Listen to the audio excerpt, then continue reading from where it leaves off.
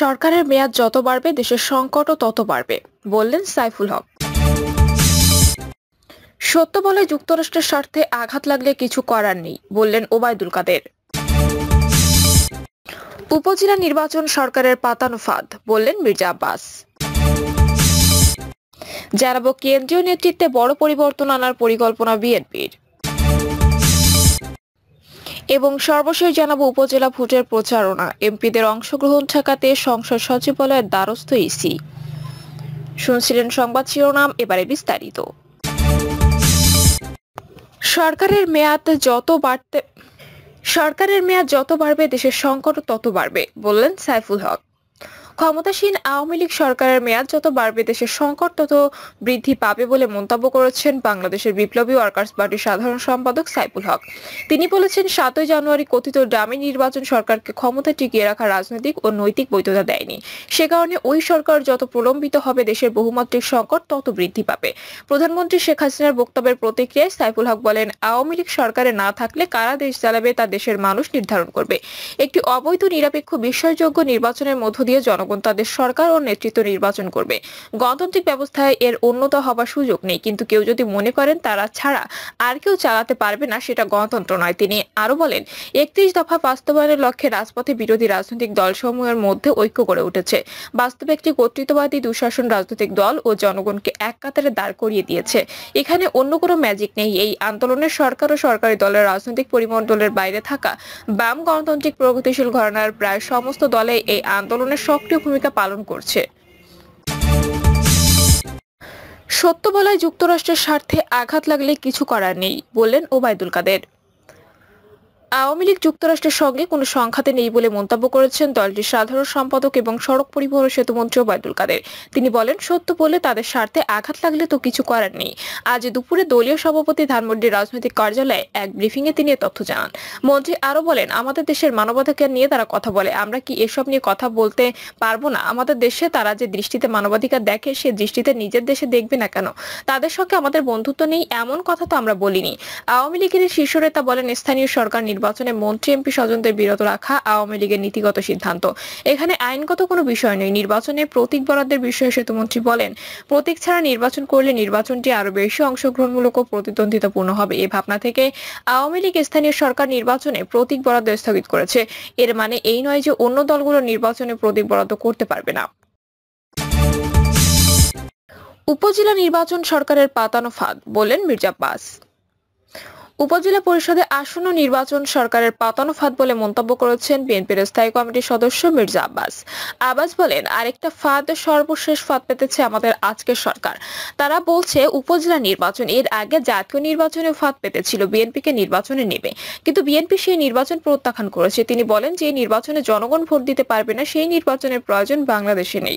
রাজতন্ত্র কায়েম করতে পারেন, রাজতন্ত্র ঘোষণা দিতে পারেন, কিন্তু নির্বাচনের কথা আপনাদের মুখ দিয়ে মানায় না। মির্জা আব্বাস বলেন, ৭ই জানুয়ারি নির্বাচন ভোট দিতে গিয়েছিল লোকজন, এবারও যাবে না।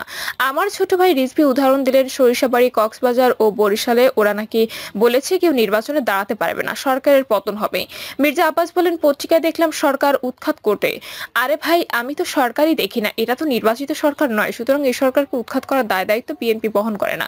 জনগণ যখন মনে করবে তখন লাথি দিয়ে সরকারকে ফেলে দেবে, সরকার থাকতে পারবে না। কেন্দ্রীয় নেতৃত্বে বড় পরিবর্তন আনার পরিকল্পনা বিএনপির কেন্দ্রীয় পর্যায়ে নেতৃত্বে বড় ধরনের পরিবর্তন আনার পরিকল্পনা চলছে। এই উদ্যোগ নিচ্ছে দলের শীর্ষ নেতৃত্ব। সাংগঠনিকভাবে দলকে গতিশীল, শক্তিশালী ও আন্দোলনের উপযুক্ত করে গড়ে তুলতে এই পরিকল্পনা নেওয়া হয়েছে। দলের নির্ভরযোগ্য সূত্র জানায়, আগামী নির্বাচনের আগে আর ক্ষমতা পরিবর্তনের সম্ভাবনা দেখছেন না বিএনপি নীতি নির্ধারকরা। ফলে আগামী সংসদ নির্বাচন কেন্দ্র করে পরিকল্পনা গ্রহণে দলের গুরুত্বপূর্ণ নেতাদের সঙ্গে কথা বলছে শীর্ষ নেতৃত্ব। এর জন্য দীর্ঘমেয়াদী পরিকল্পনা প্রণয়নে গুরুত্ব দেওয়া হচ্ছে। সূত্রগুলো বলছে, দীর্ঘমেয়াদী পরিকল্পনা শুরুতে দলের কেন্দ্রীয় নির্বাহী কমিটির পুনর্গঠন করতে চায় বিএনপি। বিশেষ করে কেন্দ্রীয় যুগ্ম মহাসচিব, সাংগঠনিক সম্পাদক সহ গুরুত্বপূর্ণ পদে কাদের দায়িত্ব দেওয়া হয় সে বিষয়ে খোঁজ খবর নেওয়া হচ্ছে। এই দুই পদে বেশ কয়েকজন সাবেক ছাত্র নেতার নাম শোনা যাচ্ছে। এর বাইরে দলের নির্বাচন সর্বোচ্চ নীতি নির্ধারণী ফোরাম, জাতীয় স্থায়ী কমিটিতে নতুন কিছু মুখ আসতে পারে। সেখানে কয়েকজন সাবেক ছাত্র নেতা স্থান পেতে পারেন। তবে দলের মহাসচিব পরিবর্তন নিয়ে নানা ধরনের গুঞ্জন থাকলেও বাস্তবে তা গ্রহণযোগ্যতা পায়নি। দলের এসব পরিবর্তন জাতীয় কাউন্সিলের মাধ্যমে হবে নাকি ভারপ্রাপ্ত চেয়ারম্যান গঠনতন্ত্র দেওয়া ক্ষমতা বলে করবেন তা এখনো নিশ্চিত নয়, তবে কাউন্সিল ছাড়াই নতুন কেন্দ্রীয় কমিটি গঠনের পক্ষে জোরালো মত আছে। বিএনপির স্থায়ী কমিটির সদস্য ইকবাল হাসান মাহমুদ টুকু বলেন, কেন্দ্রীয় নেতৃত্বে স্বাভাবিকভাবে অনেক নতুন মুখ আসবে, এটি স্বাভাবিক সাংগঠনিক প্রক্রিয়ার অংশ। তবে কাউন্সিল নিয়ে কোনো সিদ্ধান্ত হয়নি। দলের চেয়ারপারসন খালেদা জিয়া এবং ভারপ্রাপ্ত চেয়ারম্যান তারেক রহমানের অনুপস্থিতিতে জাতীয় কাউন্সিল করা কতটা যুক্তিযুক্ত হবে এ নিয়ে অনেকে প্রশ্ন তুলেছেন। ফলে কাউন্সিল ছাড়াই দলের কেন্দ্রীয় কমিটি গঠনের পক্ষে মত দিচ্ছেন অনেক নেতা। এ ধরনের মতামত যারা দিচ্ছেন তাদের সবাই দলের শীর্ষ নেতৃত্বের ঘনিষ্ঠ বলে জানা গেছে। তারা বলছে, কাউন্সিল ঘিরে সরকার নানা ধরনের বিঘ্ন সৃষ্টি করতে পারে। এই কারণে দলের প্রধান দুই নেতার অনুপস্থিতিতে কাউন্সিল করার মতো বিশাল সাংগঠনিক কর্মযজ্ঞ না করাই উত্তম। কয়েক মাস আগে বিএনপির স্থায়ী কমিটির এক সভায় কাউন্সিল করা উচিত বলে মত দেন কয়েকজন নেতা। এ নিয়ে পরে অন্য কোনো বৈঠকে আলোচনা করার সিদ্ধান্ত থাকলেও সে আলোচনা আর হয়নি। সাংগঠনিক পর্যায়ে বিএনপির অন্যতম গুরুত্বপূর্ণ পদ সাংগঠনিক সম্পাদকের পদ। এই পদে দায়িত্ব পাওয়া ব্যক্তিরা সাংগঠনিক জেলা, মহানগর, উপজেলা অথবা থানা, পৌরসভা ও ইউনিয়ন পর্যায়ে নেতৃত্ব নির্বাচিত করার বিষয়ে কাজ করেন। এ পদে সাবেক ছাত্রনেতার দায়িত্ব দিতে হলে দলের ও মহানগর কমিটির নেতারা প্রস্তাব করেছিলেন। তৃণমূল নেতাদের মতামতের ভিত্তিতে এবার নতুন কমিটিতে প্রতিফলন দেখা যেতে পারে। দলের নির্ভরযোগ্য একাধিক সূত্র জানায়, ঢাকা বিভাগীয় সাংগঠনিক সম্পাদক পদে ছাত্র দলের সাবেক সভাপতি সুলতান সালাউদ্দিন টুকু ও আব্দুল কাদের ভূঁইয়া জুয়েলের নাম আলোচনায় আছে। চট্টগ্রাম বিভাগীয় সাংগঠনিক সম্পাদক পদে সাবেক ছাত্রনেতা বজলুল করিম চৌধুরী আবেদের নাম শোনা যাচ্ছে। রাজশাহী বিভাগের সাংগঠনিক সম্পাদক পদে মোসাদ্দেক হোসেন বুলবুল, খুলনায় আজিজুল বারী হেলাল, বরিশালে বি এম মোশাররফ হোসেন, সিলেটে জি কে গৌস, ফরিদপুরে শহীদুল ইসলাম বাবুল, রংপুরে আব্দুল খালেক ও ময়মনসিংহে শরীফুল আলমের নাম আলোচনায় আছে। কুমিল্লায় সম্প্রতি সেলিম ভূঁইয়াকে দায়িত্ব দেওয়া হয়েছে। যুগ্ম মহাসচিব পদে আলোচনায় আছেন আসাদুল হাবিব দুলু, শহীদ উদ্দিন চৌধুরী অ্যানি, রুহুল কুদ্দুস তালুকদার দুলু, রকিবুল ইসলাম বকুল প্রমুখ। দলীয় সূত্র জানায়, আন্দোলন পরবর্তী বিভিন্ন সাংগঠনিক প্রতিবেদনে সক্রিয় ও নিষ্ক্রিয় নেতাদের তালিকা ভারপ্রাপ্ত চেয়ারম্যানের কাছে পাঠানো হয়েছে। বিএনপির স্থায়ী কমিটির সদস্য গয়েশ্বরচন্দ্র রায় বলেন, আন্দোলনে সক্রিয় থেকেছে, দলের প্রয়োজনে ত্যাগ স্বীকার করেছে এমন নেতারা গুরুত্বপূর্ণ পদের জন্য নিশ্চয়ই শীর্ষ নেতৃত্বে ভাবনায় আছেন। মহাসচিব নিয়ে কি হচ্ছে? মহাসচিব মির্জা ফখরুল ইসলাম আলমগীর কারাগারে থেকে মুক্তি পাওয়ার পর তিনি আর এ পদে থাকবেন কিনা এ নিয়ে বিএনপি নেতাদের একাংশ আলোচনায় তোলেন। তিনি পদত্যাগ করেছেন বলে গুঞ্জন তৈরি করা হয়। তবে অনেকে মনে করছেন পরিকল্পিতভাবে এই গুঞ্জন তৈরি করা হয়েছে। দলীয় সূত্র জানায়, দলের শীর্ষ নেতৃত্বের সঙ্গে বিভিন্ন বিষয়ে মহাসচিব দ্বিমত আছে বলে আলোচনায় রয়েছে। বিষয়টিকে পুঁজি করে নেতাদের একাংশ মহাসচিব পদের নতুন কাউকে দায়িত্ব দেওয়ার বিষয়টি সামনে আনেন। নতুন মহাসচিব পদের সবচেয়ে বেশি শোনা যাচ্ছে দলের স্থায়ী কমিটির সদস্য সালাউদ্দিন আহমেদের নাম। প্রায় 9 বছর ধরে দেশের বাইরে অবস্থান করা সালাউদ্দিন আহমেদ কতটা সাবলীলভাবে দায়িত্ব পালন করতে পারবেন তা নিয়েও নানা ধরনের প্রশ্ন আছে। তবে রাজনৈতিক বিশ্লেষক ও দলের নেতাকর্মীদের বড় অংশ মনে করেন, মহাসচিব পদে পরিবর্তন আনার মতো বাস্তবতা বর্তমানে বিএনপিতে নেই। এখন এ ধরনের পদক্ষেপ নেওয়া হলে দল জাতীয় ও আন্তর্জাতিকভাবে ক্ষতিগ্রস্ত হবে। এ নিয়ে প্রকাশ্যে কেউ মন্তব্য করতে রাজি হননি। নাম প্রকাশ না করার শর্তে কয়েকজন গুরুত্বপূর্ণ নেতা বলেন, বিএনপি চেয়ারপারসনের জীবদ্দশায় তার মতামতের বাইরে কাউকে মহাসচিব করা বেশ কঠিন। নাম প্রকাশ না করার শর্তে দলের জ্যেষ্ঠ নেতাদের কয়েকজন বলেন, যেভাবে সাবেক ছাত্রদল নেতাদের গুরুত্বপূর্ণ পদে আনার কথা ভাবা হচ্ছে তাতে দলের ভারপ্রাপ্ত চেয়ারম্যান কর্তৃত্ব আরো বাড়বে। দলে তার বলয় তৈরি হবে। দলের নেতাদের কেউ কেউ পরবর্তী জাতীয় কাউন্সিলের চেয়ারম্যানের ক্ষমতা বাড়ানোর প্রস্তাব দিয়েছেন। তাদের ধারণা, সামনে বিএনপি নেতৃত্ব নিয়ে সরকারি মহল নানা ধরনের বিঘ্ন সৃষ্টি করতে পারে। এই কারণে গঠনতন্ত্রে তাকে সর্বোচ্চ ক্ষমতা দেওয়ার পরও আরো কিছু ধারা সংযোজন করা হতে পারে।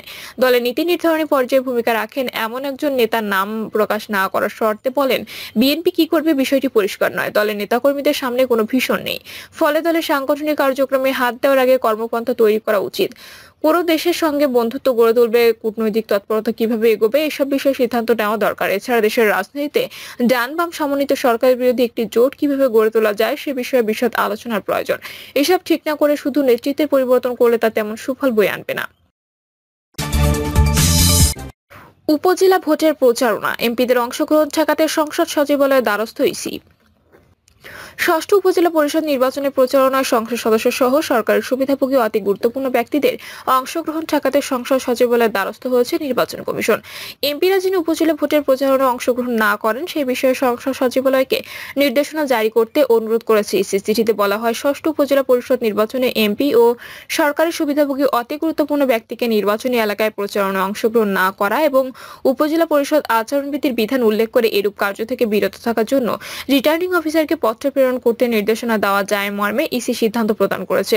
এ প্রসঙ্গে উপজেলা পরিষদ বিধিমালা 2016 এর 22 বিধিতে বলা হয়, সরকারি সুবিধাভোগী অতি গুরুত্বপূর্ণ ব্যক্তি এবং কোন সরকারি কর্মকর্তা বা কর্মচারী নির্বাচন পূর্ব সময়ে নির্বাচনী এলাকায় প্রচারণায় বা নির্বাচনী কার্যক্রমে অংশগ্রহণ করতে পারবেন না। তবে শর্ত থাকে যে উক্তরূপ ব্যক্তি সংশ্লিষ্ট নির্বাচনী এলাকায় ভোটার হলে তিনি কেবল তার ভোট প্রদানের জন্য ভোট কেন্দ্রে যেতে পারবেন। প্রিয় দর্শক, এই ছিল এখনকার সর্বশেষ সংবাদ। আপডেট সব সংবাদ পেতে চ্যানেলটি সাবস্ক্রাইব করে বেল আইকনটি ক্লিক করে রাখুন।